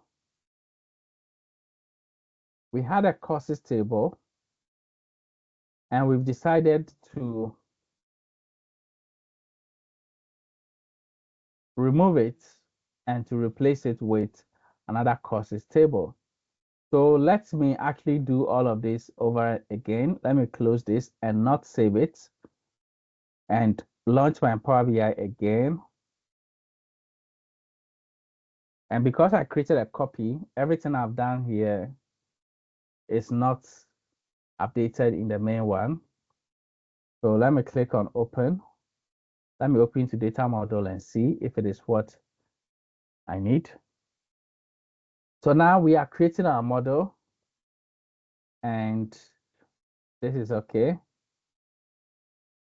When I check the model, this is, I'm going to collapse this and collapse this. This is fine. All right. So our job is to replace these dim courses. So what we are going to do now is to make sure this particular course table does not exist anymore. We have to make sure it doesn't exist anymore. So after you right click, you delete it from the model. Delete it. Now, why are we doing this? Because we don't have program ID here to connect it to the programs table. If you check their relationship was built on program name, and we said relationship should be built on keys. So this is not ideal. And so because of that, we have created a new courses table that provides program ID for a better relationship. So let me delete this, and I want you to do same at your end, and we will get back to this and we will import the new courses table. So let's click on Excel workbook and let's select this data set. And what we will do now is to select sheet 1, and we'll just go ahead and load it. When it's loaded, it will appear here as sheet 1. So this is challenge 1, what we are supposed to do. And it is called sheet 1 because it came with a lot of relationships. So let me actually delete the relationships, and we will go ahead and create it ourselves.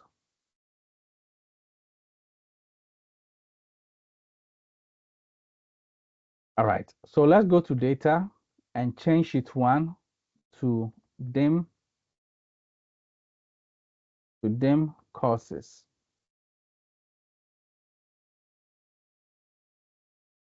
Okay, so this is our first challenge in building our model. This is our first challenge.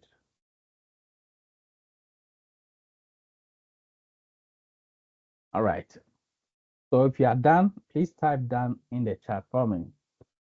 If you are done, type done in the chat for me. Delete the first table from the model and introduce a new table and rename it as dim courses. Bernardine is done, Maras is done, John is done, Robley is done. Beautiful. So we are done with that. Okay.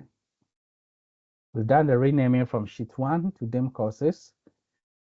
And now we'll move to challenge 2, where we actually connect the tables to create our unified report ready data model. So I'm going to give you that way the relationship needs to be established. And the first thing is to go to your model view. And the second thing is to make sure you see the tables loaded with the following names. The dim courses now has program ID, and this is exactly what we have done. So step 3, this is where I want you to create a relationship. So look at this relationship formula here and create it. Just study it carefully and create it.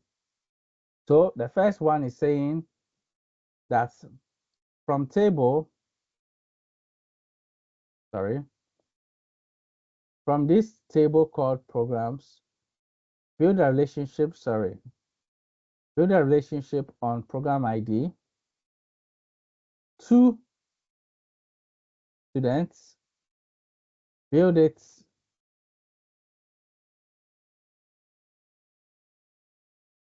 on program ID as well, and set cardinality to 1 to many.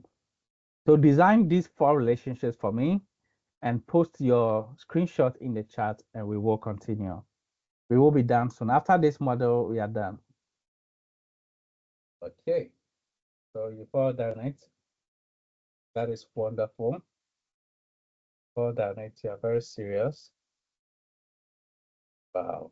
Some of you are just gifted.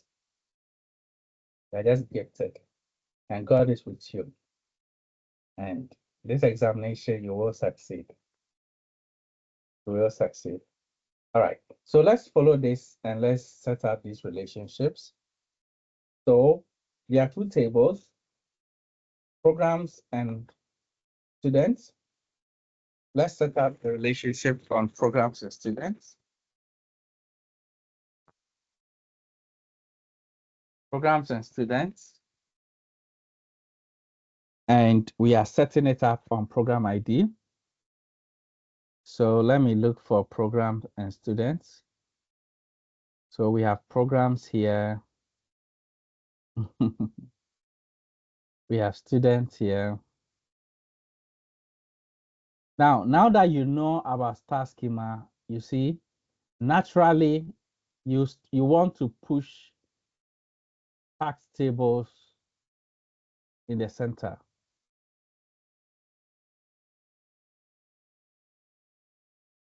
Naturally, you want to do that.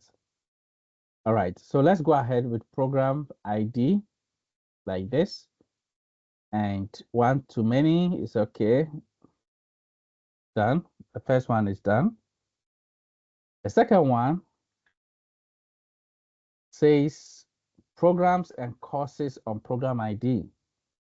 So programs and courses. So courses are here, programs are here. So let me change positions and see if that will be better. So programs and courses on program ID. Now we have program ID for this. And voila, this is nice. And then the next one is students and performance on student ID. So student is here, performance. So let me bring performance here.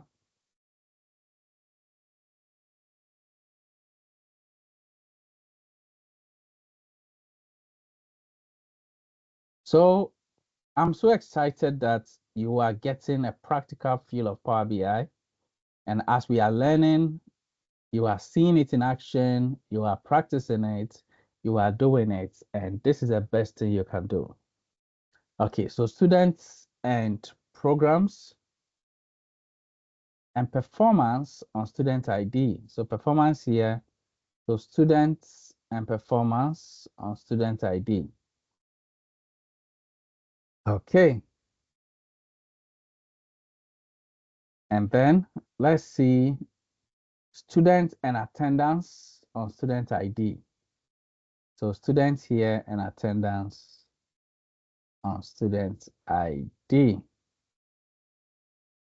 All right. So you need to have a placement that works for you and works for your model. Let me position this one here.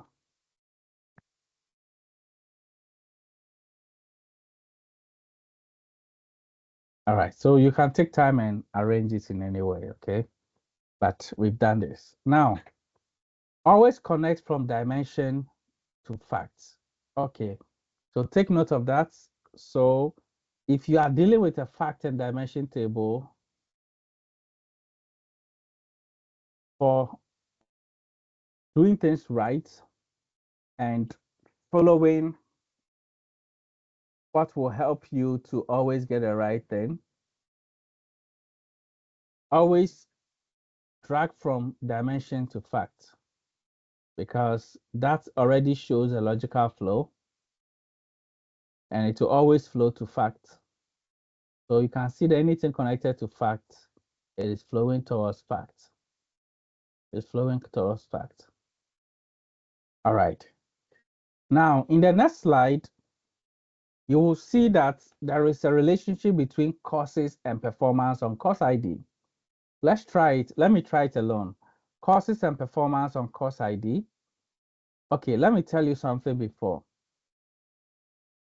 Now, I'm going to ask you a question. Between performance and courses, is there a relationship right now? Is there a relationship between performance and courses? Yes or no? What do you think? Yes or no? Okay, so someone says yes, and I like that very much. Someone says yes.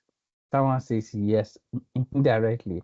So there is a relationship between performance and courses, but it is indirect.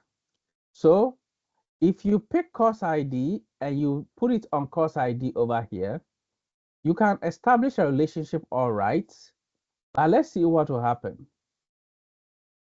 My system is not even allowing me to do that. You see, it's preventing me from doing it because, okay, let me remove this. Let me remove this and now save it and see. So you can see that if I tell that relationship to exist and I want to make it active, it will not work. If I want to make it active, you see that I can't save. If I want to make it active, I can't save unless I make it inactive. Exactly. So this relationship is not okay. So let's not create it. So I just added this slide to tell you. Okay, good. All right. Thank you. Thank you, Benedict. Thank you, Benedict. Yeah, so that is what is showing here. So over here, you can see that between courses and performance, that is it. On course ID, it is indirect. So these are inactive relationships, and they are not okay unless you need them. And you can use DAX measures to activate them. That's really powerful. Okay, so we have set the relationships, and now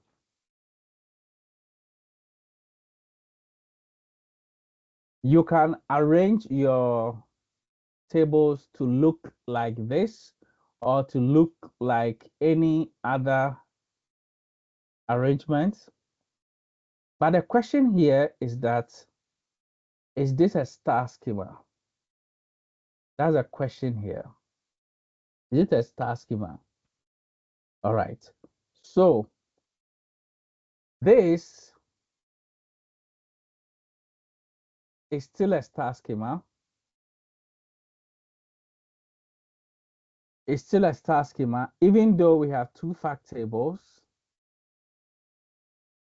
and we have multiple dimension tables. This is still a star schema. This is still a star schema or galaxy schema, but it is still a star schema.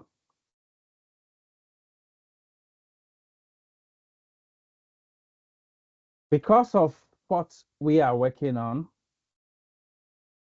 we are getting a different kind of layout, but definitely, like we said, in the real world, when you are working on real world projects, you will come across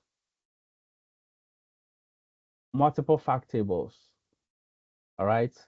And it is still a star schema. Okay. Now, why is this a star schema? The data model you see is a star schema because it is organized with central facts. Two fact tables are the center of the model. These tables store measurable numerical data, such as attendance and status and performance. Fact tables usually contain foreign keys to link to dimensions. Surrounding dimension tables, tables like students, courses, and DIM programs are dimension tables. They contain descriptive information. So we have fact tables, dimension tables. The one-to-many exists. All the relationships are one-to-many. So for example, from students to attendance, it is one-to-many. And this relationship pattern is typical of a star schema. So All of these three are valid. We have our fact tables, we have our dimension tables, we have one-to-many relationships. And then what truly defines a star schema? So a star schema is defined by how tables are logically related, not how they are visually positioned. Okay, not how they are visually positioned. However, if your design allows you to position that way, it is best to position that way. In a star schema, it's not about which table is in the middle of your Power BI screen. It's about having fact tables connected directly to multiple dimension tables, creating a clear and simple structure for data analysis.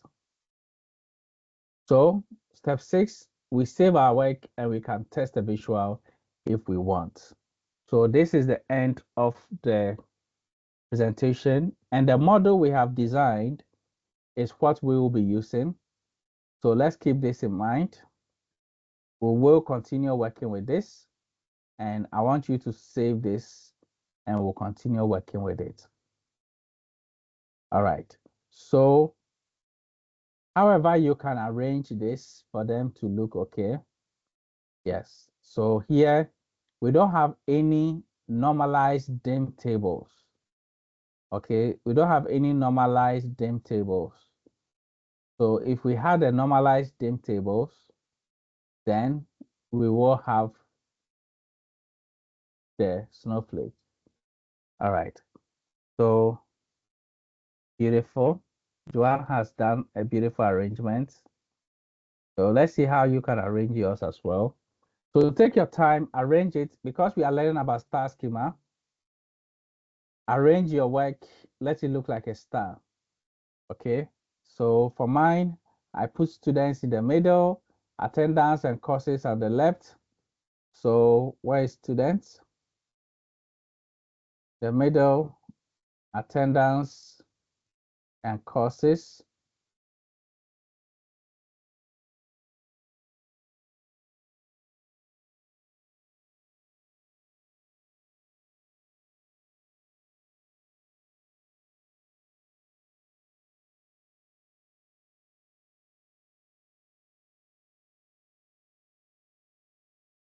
And of course, we have performance and programs here. So performance and programs. And if you look at this, it's going to look amazing. And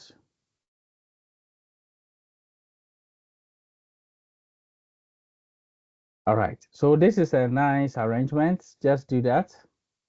And logically, this follows a star schema, but the physical arrangement is not exactly how a star schema should be. If you could put one of these in the middle, then that's fine. And you can, why not? You can, you can.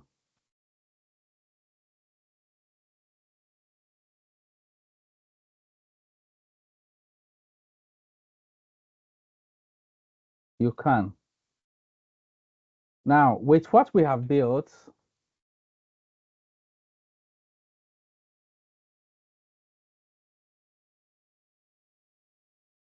okay, so this is a star schema. You can see fact table here. You can see dimension tables here. Just that we have another fact table. And the relationship between this and this, they exist. The only thing is that they are inactive. If you make it inactive, you see that it exists. You can have a relationship. So this is also a star schema, and this is where we end today's lesson. This is where we end today's lesson. And I want to find out if you've learned anything new today.